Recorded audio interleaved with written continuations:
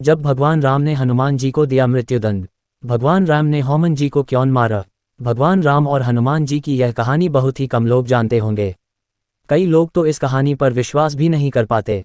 तो चलिए आपको ये कहानी बताते हैं। एक बार भगवान राम की सभा में बहुत सारे ब्राह्मण और संत महात्मा जुटे थे। इसमें नारद जी से लेकर गुरु वशिष्ठ और विश्वामित्र जी भी अपना विचार रख रहे थे। कहा जाता है कि इसी सभा में एक कोने में चुपचाप हनुमान जी भी बैठे थे। इस चर्चा के दौरान ही अचानक नारद जी ने यह बात सामने रख दी कि भगवान राम का नाम उनसे भी बड़ा है और उन्होंने कहा कि वह इसे साबित भी कर देंगे। नारद जी ने कहा था ऐसा करने के लिए। चर्चा खत्म होने के बाद नारद जी ने हनुमान जी से कहा कि वे सभी ऋषि मुनियों का सत्कार करना शुरू कर दे, लेकिन उन्होंने ये भी कह दिया कि विश्वामित्र को छोड़ दीजिएगा। नारद जी ने यहाँ ट्विस्ट ये दे दिया कि विश्वामित्र राजा हैं, इसलिए उनके साथ ऐसा करना जरूरी नहीं है। ऐसे में नारद जी की बात मानते हुए हनुमान जी ने सभी ऋषियों का सत्कार किया, लेकिन जब वहीं पर विश्वामित्र की बारी आई तो उन्होंने उन्हें नज़रअंदाज कर दिया। विश्वामित्र को यह अपमान बर्दाश्त नहीं हुआ और उन्होंने तुरंत अपने शिष्य राम से हनुमान को मृत्युदंड देने का वचन देने को कहा।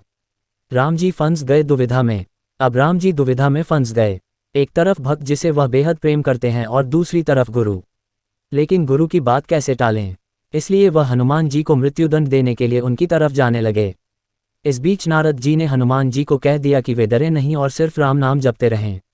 अब हुआ ये कि उन्हें मारने के लिए भगवान राम जितने भी अस्त्र आजमाते, सब के सब फेल हो जाते।